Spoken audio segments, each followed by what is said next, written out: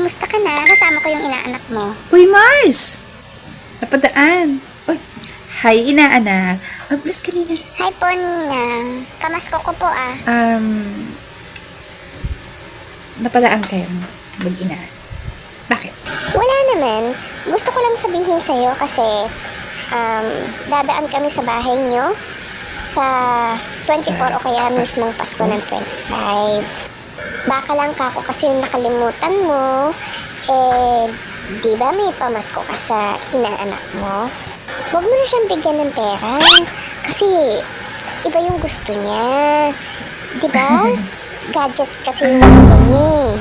Usually naman talaga, di ba, pera naman ang ibinibigay. naman, ilang taon mo na ba akong binibigyan ng tig-100 ni hindi nga nagle-level up yung 100? Baka naman. Gusto ko kasi laptop. Laptop? Hindi pa kayang bumili ni Ninang ng laptop. Ano ba yan? Laptop lang, hindi mo pa maibigay sa akin? Ikaw lang naman yung laptop. Sabi kasi ni Mama, laptop daw ang ibibigay mo sa akin sa Pasko. Sabi mo, Mama, laptop ang ibibigay sa akin ni Ninang, kaya ako dapat sumama. Tapos ngayon, parang hindi naman. Ano ba naman yun? Laptop Alam mo, lang. Mars, imbis na pagsabihan mo yung anak mo, lalo mo ba yatang kinukonsinti? Wala namang problema kung kaya kong bumili ng laptop.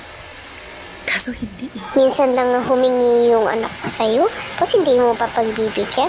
Ay, malaki na naman itong tindahan mo. Kaya rin mo na yung Saka, laptop na yan. kung ano lang yung kaya kong ibigay, baka yun na muna ang tanggapin niyo. Ay, nako, Ninang. Kakalimutan kitang Ninang kita. Pag hindi laptop ang ibinigay mo sa akin sa Pasko.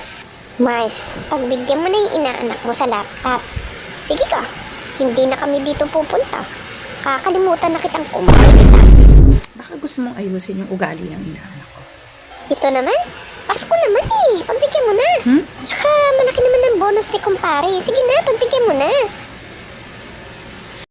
At huwag mong idahilan ng Pasko. Ah, ganun. O sige, magkalimutan na tayo. Magkasulaan na tayo ng kandila. Isa lang eh, di pa mapagbigyan. Diyan ka na nga.